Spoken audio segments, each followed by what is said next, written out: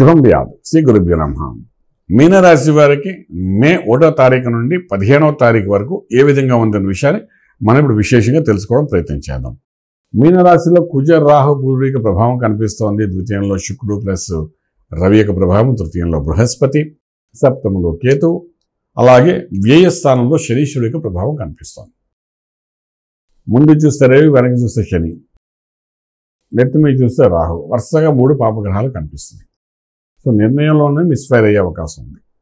So మీనరాశి వారు ఆర్థిక బలం కోసం కొత్త ప్రయత్నాలు ఏమి చేయకుండా ఉన్న ఉద్యోగాన్ని ఉంచుకోవడం ప్రయత్నం చేయండి. అలాగే వ్యాపారంలో కూడా ఉన్న వ్యాపారం నిలబెట్టుకోవడం ప్రయత్నం చేయాలి తప్ప నష్టం వచ్చినా కూడా వేరే ఆలోచన పెట్టుకోకుండా జరిగింది 15 రోజులు నష్టం జరిగింది తర్వాత పుంజుకుంటాంలే అని ఒక పాజిటివ్ ఎనర్జీతో ముందుకెళ్ళడం ప్రయత్నం చేయండి. రాజకీయ రంగంలో ఉండే వాళ్ళకి నష్టం కనబడుతుంది. లాభం కంటే నష్టం అంటే విపరీతమైన ఆర్థిక నష్టం కనబడే అవకాశం ఉంటుంది.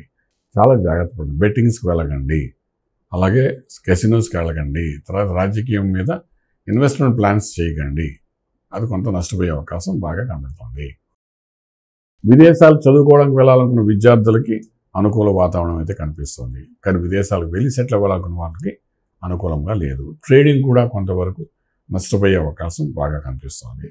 లక్కీ నెంబర్ 1 పాజిటివ్ పనిచేసినప్పటికీ అనుకూలమైన వాతావరణం లేదు కాబట్టి వీలైనంత వరకు ఏ ట్రేడింగ్ చేయకుండా ఉంటేనే బాగుంటుంది. శుభవార్తలు వింటారు, శుభకార్యానికి పాల్గొంటారు. శుభకార్యం అంటే మనకు ముహూర్తాలు లేవు కానీ బట్ ఒక ఇల్లు కొనాలనుకుంటే, రిజిస్ట్రేషన్ చేయాలనుకుంటే అలాంటి వాటిలో పాల్గొంటారు. దానివల్ల ఒక గౌరవం పెరుగుతుంది, మధ్యవర్తిత్వం వహిస్తారు, దానివల్ల గౌరవం పెరుగుతుంది. ఇవన్నీ ఒక ఎత్తుగా ఉంటుండగానే మనకు లఘు పరిశ్రమలు చేసుకునే వాళ్ళకు, అలాగే స్మాల్ స్కేల్ ఇండస్ట్రీస్తో పాటు చిన్న చిన్న ఈవెంట్ మేనేజ్మెంట్స్ కానీ ఫ్రీలాన్స్గా చేసుకునే వాళ్ళకి, డిజిటల్ మార్కెటింగ్ చేసేవాళ్ళు, వీళ్ళందరికీ కూడా కొంచెం సులువుగా ఉంటుంది. చిన్న ప్రాఫిట్స్తో బయటపడతారు. పెద్ద ఎక్కువ ప్రాఫిట్స్ రాగా చిన్న ప్రాఫిట్స్ బాగానే వెళ్ళడానికి అవకాశం ఉంటుంది. దూర బంధువుల నుండి శుభవార్త వింటారు, దూర ప్రయాణాలకి శ్రీకారం చుడతారు. ఇవన్నీ మన పాజిటివ్ ఉంటుంది.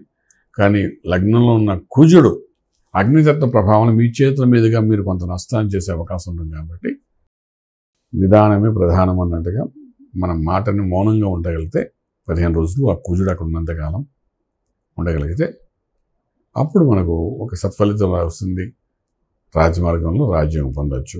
దీనికి సంబంధించి మనం ఏం చేయాలంటే సుబ్రహ్మణ్యేశ్వర స్వామి యొక్క ఆరాధన, అభిషేకం చేయడము ఈ 15 రోజుల్లో కనీసం 2 సార్లు చేసి ఆ తీర్థాన్ని తీసుకోవడం ప్రయత్నం చేసిన కొంతవరకు ఊరట ఉంటుంది. మీ కోపాన్ని మీరు కంట్రోల్ చేసుకున్నట్టు ఉంటుంది.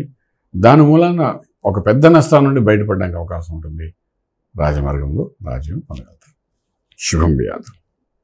పూర్తి వివరాలకు సంప్రదించండి శ్రీ వేదమాత గాయత్రి జ్యోతిష్యాలయం, బ్రహ్మశ్రీ మంతా సూర్యనారాయణ శర్మ గారు, Srinilayam, first floor, 101, Sai Vaibhav layout, Chitrapuri colony పక్కన, కాజాగూడ, హైదరాబాద్ 500008. సంప్రదించవలసిన ఫోన్ నంబర్ 8855559147, 8855559148, 98499644.